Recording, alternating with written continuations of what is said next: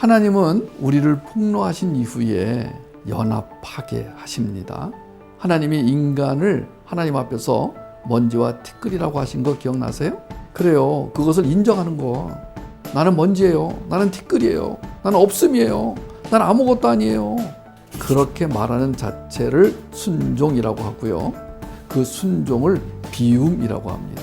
그렇게 완전히 비워진 그릇에 하나님이 담기는 것을 연합이라고 합니다. 이것을 언약의 관점에서 의라 하고 윤리적으로는 선이라고 하며 존재적으로는 아름다움이라고 하는데, 이렇게 하나님과 연합이 될 때 피조물 인간은 그때서야 하나님의 참 백성이 된다는 것입니다. 가지가 줄기에 붙어 있어야 되듯이 농부이신 하나님의 뜻에 따라 포도나무인 예수 그리스도에게 붙어 있는 것, 연합되는 것, 그것이 바로 우리의 살 길이고, 그때서야 비로소 풍성한 열매를 맺게 된다는 것입니다. 어떻게 이 먼지가, 이 피조물이 하나님과 연합할 수 있을까요? 그것은 하나님 측에서 피조물의 삶에 개입하셔야 한다는 것입니다. 성경은 그것을 은혜라고 하죠.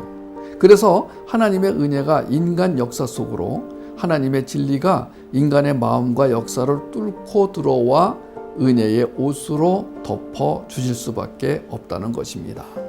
아담이 죄를 지어 죽게 되었을 때 짐승의 가죽으로 만든 치마가 등장하고, 이 치마에 의해 인간의 죄가 덮어졌죠. 이렇게 인간을 살리기 위한 하나님의 구원 이야기는 짐승의 가죽으로부터 시작이 됩니다. 그래서 이것을 원시복음이라고 부르기도 합니다. 창세기 3장 10절, 가로되 내가 동산에서 하나님의 소리를 듣고 내가 벗었으므로 두려워하여 숨었나이다.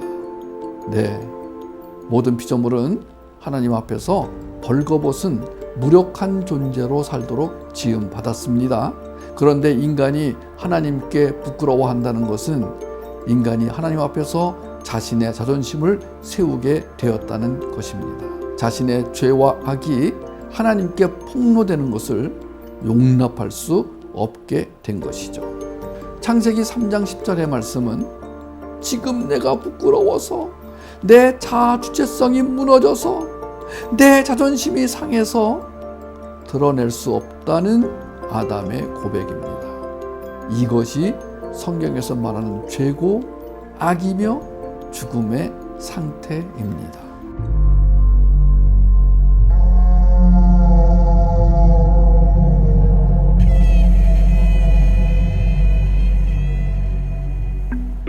이 죽음의 상태가 워낙 깊어 한두 번의 은혜 가지고는 고칠 수 없는 그런 상태를 패역이라고 하는데, 죄에 죄가 더하고 악에 악이 더하여 아주 강력한 죄의 성벽이 되는 것을 말합니다.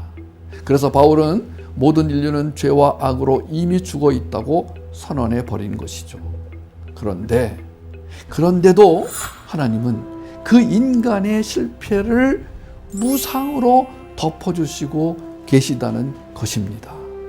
창세기 3장 21절, 여호와 하나님이 아담과 그 아내를 위하여 가죽 옷을 지어 입히시니라.